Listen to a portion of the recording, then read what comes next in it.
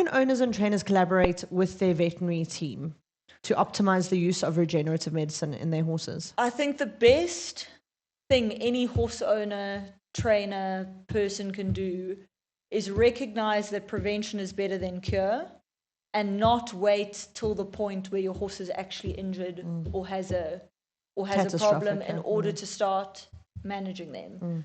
You know, I think going back to what we said earlier, I think the demands that are placed on sports horses in this day and age are far beyond what they were originally designed to do.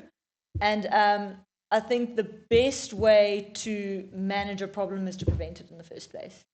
And not everything 100%. Is preventable. I think you have to accept it. But I stand very firmly in that a lot of problems are preventable. And quite interestingly, if you look where we lose majority of sports horses, it's between the ages of 7 and 10. 7 and 10 is where we lose majority of the racehorses. By the time they're 12 and have been going for a few years without any intervention, those are your more elite type athletes. And I think, in my opinion, the biggest disservice we do is not starting with horses as a 5 or a 6-year-old. In Europe, that's already what's happening. That's interesting. But again, sort of in more sort of the elite areas, not elite areas of the sport, that's the wrong way to say it, but with the people in the top of the sport, with your top sports vets, they're a bit more progressive. There's definitely a more progressive approach. So I suppose, like you say, though, if they've already been playing with these therapies for 5 years, they're now seeing the proof.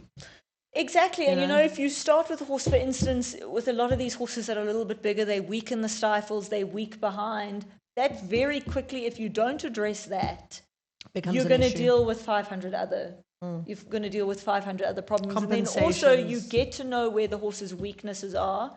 And then with a really good vet that you work together with on an ongoing basis, which I think is the biggest thing I can recommend, you're in a much better place to assess when that horse is looking a little like it's struggling a little bit more than it usually does.